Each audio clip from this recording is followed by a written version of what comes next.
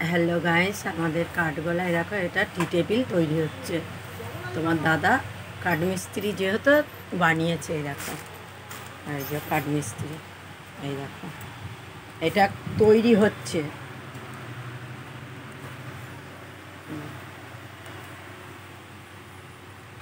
এটা তৈরি করে রেখেছে।